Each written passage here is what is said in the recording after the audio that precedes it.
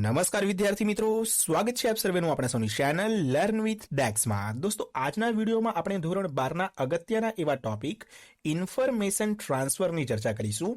Information transfer ધોરણ 12ની અંદર section ઈના question number 57માં 5 માર્ક્સની અંદર પૂછાય છે, જેની સૂચના કંઈક આ પ્રમાણે હોય છે કે study the data and write a paragraph on it about 80 words. મતલબ કે આપેલ જે ડેટા છે તેને વાંચો અને તેની ઉપર એક પેરેગ્રાફ લખો લગભગ 80 શબ્દોમાં। આ 80 શબ્દોમાં જે પેરેગ્રાફ લખવાનો છે મિત્રો, ખૂબ જ સરળ અને ખૂબ જ વ્યવસ્થિત રીતે આપણે લખવાનો હોય છે। અને આ એક ટોપિક એવો છે કે જેની અંદર તમે ધારો તો 5માંથી 5 માર્ક્સ ખૂબ જ સરળતાથી મેળવી શકો છો। તો સમજીશું અહીંયા આપણે આ સંપૂર્ણ ટોપિકને, અને તેના માટે તમારે જોડાયેલા રહેવું પડશે વિડીયોના અંત સુધી। અને આવા જ બીજા ઇન્ફોર્મેટિવ ગ્રામરના વિડીયોઝ જોવા માટે કરવી પડશે તમારે આપણી ચેનલને સબસ્ક્રાઇબ કરવાની સાથે સાથે બાજુમાં આવેલા બેલ આઇકનને પણ ઓન કરી દેજો, જેથી કરીને ભવિષ્યમાં આવનાર આવા તમામ વિડીયોઝની નોટિફિકેશન આપને મળતી રહે। ચાલો દોસ્તો, શરૂ કરીએ આપણા અહીંયા આજના ટોપિકને, જેની અંદર ક્વેશ્ચન કંઈક આ પ્રમાણે મેં આપેલ છે। આ ક્વેશ્ચન આપણને કોષ્ટક, આલેખ કે પછી કોઈ આકૃતિના રૂપે આપેલ હોય છે। આજે અહીંયા મેં લીધું છે એક કોષ્ટક, જેની અંદર જો માહિતીની વાત કરીએ તો આપણને માહિતી દેખાઈ રહી છે ઇન્વેન્શન અને ઇન્વેન્ટર એટલે કે શોધો અને તેના શોધકોની। તેની સાથે સાથે અહીંયા આપણને યર એટલે કે વર્ષ આપેલા છે અને કન્ટ્રી એટલે કે દેશો આપેલા છે। તો એવું આપણે કહી શકીએ કે અહીંયા અમુક શોધ, તેમના શોધકો, તેમના શોધના વર્ષ અને કયા દેશમાં શોધાયેલું છે તેવી માહિતી આપણને આપેલી છે। દોસ્તો, આવા પ્રકારના ક્વેશ્ચનને સોલ્વ કરવા માટેનો પહેલો સ્ટેપ તો એ છે કે આપેલ માહિતીને ધ્યાનપૂર્વક આપણે સમજવાની કોશિશ કરવાની છે। અને માહિતી સમજ્યા પછી હંમેશા એક વસ્તુ યાદ રાખજો કે પહેલી લાઈન આપણે આ જ લખવાની છે કે following data shows information about various invention and their inventors। દોસ્તો, અહીંયા ફોલોઈંગ ડેટાની જગ્યાએ તમે following graph, following diagram, following pie chart કંઈ પણ લખી શકો છો, અને પછી લખો તમે કે ઇન્ફોર્મેશન અબાઉટ, અને જે તમને દેખાઈ રહ્યું છે એ લખી નાખો। મને અહીંયા દેખાય છે કે ઇન્વેન્શન અને ઇન્વેન્ટર એટલે કે શોધો અને તેમના શોધકો। તો પહેલી લાઈનમાં લખી દીધી કે following data shows information about various invention and their inventors। હવે પહેલી લાઈન થઈ ગઈ। બીજો અહીંયા આપણને શું દેખાય છે તો યર અને કન્ટ્રી દેખાઈ રહી છે। તો બીજી લાઈન આપણે લખી દઈશું it also shows that in which years these inventions were made and in which country. આપણે એવું લખ્યું અહીંયા કે આ ડેટા આપણને એવું પણ દર્શાવી રહ્યું છે કે આ જે શોધો છે તે કયા વર્ષમાં થઈ અને કયા દેશમાં થઈ। તો પહેલું કામ આપણે કરવાનું કે જે પણ આપણને મેઇન હેડિંગ વાળી વસ્તુ દેખાય છે તે આપણે લખી દેવાની। તો પહેલા બે લાઈન આપણે આવી રીતે લખી દીધી છે।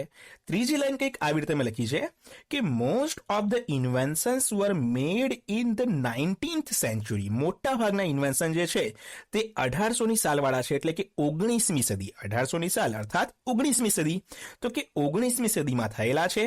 2 inventions were made in UK while other 3 inventions were made in Germany, France and USA।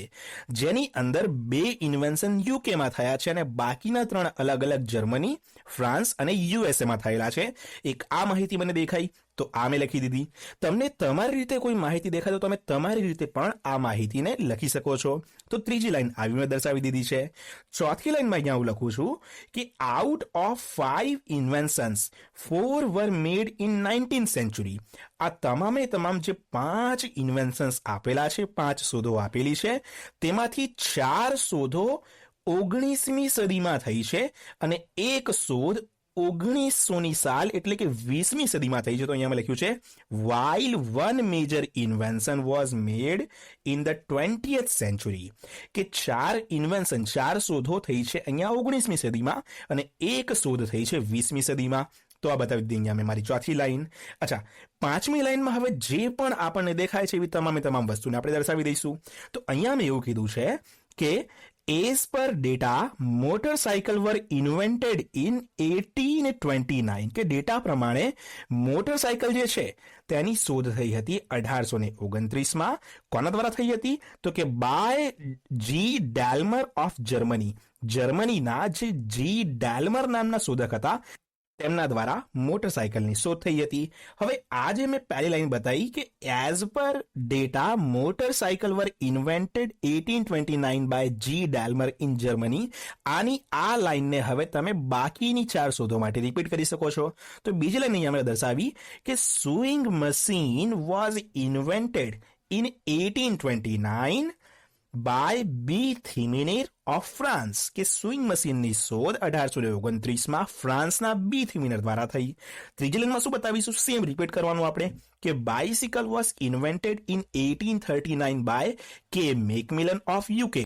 અને ત્યાર પછી ચોથી ઇન્ફોર્મેશન આપણને દેખાય છે કે telephone was invented in 1876 by Alexander Bell of UK, કે ટેલિફોનની શોધ 1876માં એલેક્ઝાન્ડર બેલ જે યુકે થી બિલોંગ કરે છે તેમના દ્વારા થઈ. અને છેલ્લું આપણને દેખાય છે કે aeroplane was invented in 1903 by Orville and Wilbur of USA, કે એરોપ્લેનની શોધ ઓર્વિલ અને વિલ્બર દ્વારા 1903માં થઈ યુએસએ ની અંદર. તો છેલ્લું મેં શું કર્યું અહીંયા કે જેટલી પણ શોધો, તેમના શોધકો, તેમના શોધના વર્ષ, સાથે સાથે જે દેશમાં તેમની શોધ થઈ, આ તમામે તમામ માહિતીને બતાવી દીધું છેલ્લા ડેટાની અંદર. અચ્છા, અહીંયા દોસ્તો તમારી સમજણ માટે દરેકે દરેક વસ્તુને મેં પોઈન્ટ્સમાં લખેલી છે. તમારે પોઈન્ટ્સમાં નથી લખવાનું, તમારે આ તમામે તમામ વસ્તુને સ્ટાર્ટ કરવાનું છે અને સીધું એન્ડ કરવાનું છે, એટલે કે પેરેગ્રાફ સ્વરૂપમાં લખવાનું છે. તમને સમજણ પડે તે હેતુથી મેં પોઈન્ટ્સમાં દર્શાવેલું છે. તો શું કર્યું અહીંયા આપણે, સૌથી પહેલા જે પણ મેઇન હેડિંગ દેખાતું હતું તેના વિશે આપણે દર્શાવ્યું. ત્યાર પછી આપણને બીજી કઈ કઈ વસ્તુ વધારે અને ઓછી દેખાઈ રહી છે તે આપણે દર્શાવ્યું. ત્યાર પછી શું કર્યું આપણે કે જે વસ્તુ અહીંયા આપણને દેખાતી હતી, કે જે બી શોધ હતી, શોધકો હતા, કોઈ બીજી ઇન્ફોર્મેશન જે બી આપેલી છે તેને આપણે આપણી રીતે દર્શાવ્યું. તો અહીંયા મેં મારી રીતે આ તમામ વસ્તુ દર્શાવેલી છે. તમે ઈચ્છો તો તમારી રીતે તમે દર્શાવી શકો છો.